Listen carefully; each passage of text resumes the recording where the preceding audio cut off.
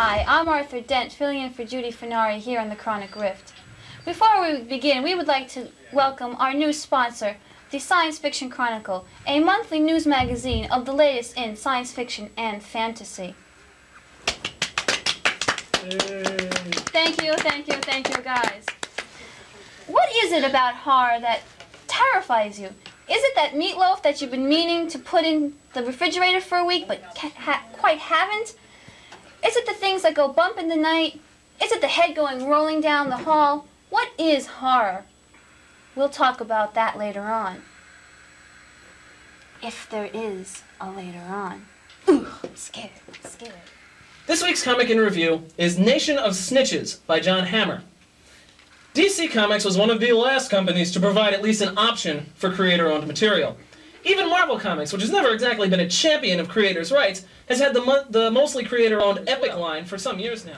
With Judy and I to discuss these death-defying questions are Dennis McCarthy, an artist who appeared on the Rift's discussion of cover art a number of weeks back. Way over on the other side there is Mark Anikiarko, a book review editor for Library Journal who also reviews horror books for that magazine, and Bob Martin, former editor of Fangoria magazine, now a screenwriter, with such movies as Frankenhooker and the upcoming Basket Case 3 to his credit. I would argue with some of the changes that you say exist. Okay. At the time Hitchcock was working, at the time, let's say Psycho came out, or before that when he was doing Saboteur, people wouldn't think of that as a horror movie, they would think of Frankenstein. They would think of the Universal stuff, which was also looked upon as trash compared to Hitchcock. Now horror is still looked upon as trash compared to, let's say, Someone to Watch Over Me, which is a classy thriller. The genre that you're describing was first started with the DC, not DC, EC Comics, yeah, with the pulp horror stories, and they're still popular right now. And you know, they didn't have the same artistic restraint that a visual media had on them. You know, there wasn't as much. I think sex today is much more intertwined with a lot of horror that's written, but as far as, you know, the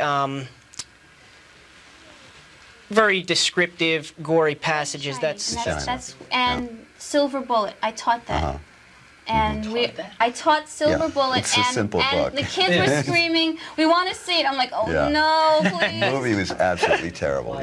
There was a trend in the 50s, the sort of similar. It went along with the Red Scare, and the fact that the invasion of the Body Snatchers was in many ways an allegory to communist takeover of America. Fears of that.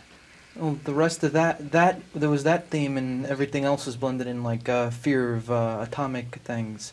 And if you notice during the 50s, there were very few movies about people being horrible. There were just things that were bad, and that had a lot to do with World War II. What do you mean? I'm Alistair Cook. Good night. Next week, alternative comic books. And don't go anywhere without your towel.